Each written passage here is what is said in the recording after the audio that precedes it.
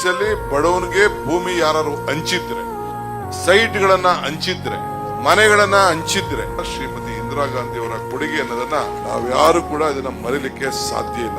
ಇಂದಿರಾ ಗಾಂಧಿ ಅವರ ತ್ಯಾಗ ಈ ದೇಶಕ್ಕೆ ಯಾರ ಪಾರ್ಟಿಯವರು ಕೂಡ, ಯಾವ ನಾಯಕರು ಕೂಡ ಇಡೀ ಪ್ರಪಂಚದಲ್ಲಿ ಯಾವ ನಾಯಕರು ಕೂಡ ಈ ರೀತಿ ತ್ಯಾಗವನ್ನ ಮಾಡಲಿಕ್ಕೆ ಸಾಧ್ಯ ಇಲ್ಲ.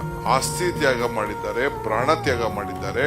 ಪ್ರತಿ ಹಂತದಲ್ಲೂ ಕೂಡ ಅಧಿಕಾರವನ್ನ ಇದ್ದಂತ ಸಂದರ್ಭದಲ್ಲಿ ಇವತ್ತು ಈ ದೇಶಕ್ಕೆ ಕೊಟ್ಟಂತ ಕೊಡುಗೆ ಇದೆಯಲ್ಲ, ಇವೆಲ್ಲ ಕೂಡ ನೆನೆಸ್ಕೊಂಡು ಅವರು ಏನ್ ಕೊಟ್ಟಿದ್ದಾರೆ ಅದರದಲ್ಲಿ ಇವತ್ತು ನಾವೆಲ್ಲ ಕಾರ್ಯಕ್ರಮಗಳನ್ನು ರೂಪಿಸಿದ್ದೇವೆ. ಈ ದೇಶ ಏನಾದ್ರು ಒಂದು ಬದಲಾವಣೆ ತಂದಿದೆ ಅಂತಂದ್ರೆ ಇಂದಿರಾ ಗಾಂಧಿ ಅವರು ಮತ್ತು ನೆಹರೂರವರ ಆಡಳಿತದಲ್ಲಿ, ಕಾಂಗ್ರೆಸ್ ಪಕ್ಷದ ಆಡಳಿತದಲ್ಲಿ ಅನ್ನೋದನ್ನ ಯಾರು ಕೂಡ ಇತಿಹಾಸವನ್ನ ಬದಲಾವಣೆ ಮಾಡ್ಲಿಕ್ಕೆ ಸಾಧ್ಯ ಇಲ್ಲ.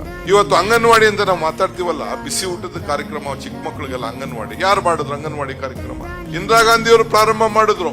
ಇಂದಿರಾ ಗಾಂಧಿ ಅವರು ಒಂದು ಪ್ರತಿ ಹಂತದಲ್ಲೂ ಕೂಡ ಇಂದಿರಾ ಗಾಂಧಿ ಅವರು ತಂದಂತ ಕಾನೂನು ತಿದ್ದುಪಡಿ ಇವೆಲ್ಲ ನಾವು ಸ್ಮರಿಸ್ಕೊಳ್ಬೇಕು. ಬಡವರ ಬಗ್ಗೆ ಪ್ರತಿಯೊಂದು ಬದುಕಿನಲ್ಲಿ ಹಸುವಿನಿಂದ ಹಿಡಿದು ಜ್ಞಾನವನ್ನ ಬದಲಾವಣೆ ಮಾಡುವವರೆಗೂ ಇವತ್ತು ಅವ್ರಿಗೆ ಶಕ್ತಿ, ದೇಶಕ್ಕೆ ಶಕ್ತಿಯನ್ನ ಕೊಡುವಂತ ಕಾರ್ಯಕ್ರಮವನ್ನ ಇವತ್ತು ರೂಪಿಸಿದೆ. ವಾಜಪೇಯಿ ಅವರು ಅಸೆಂಬ್ಲಿ ಪಾರ್ಲಿಮೆಂಟ್ ಅಲ್ಲಿ ನುಡಿದಂತ ಮಾತು ದುರ್ಗೆ ಅಂತ ಹೇಳಿ ಶ್ರೀಮತಿ ಇಂದಿರಾ ಗಾಂಧಿ ಅವರಿಗೆ ಕರೆದ್ರು.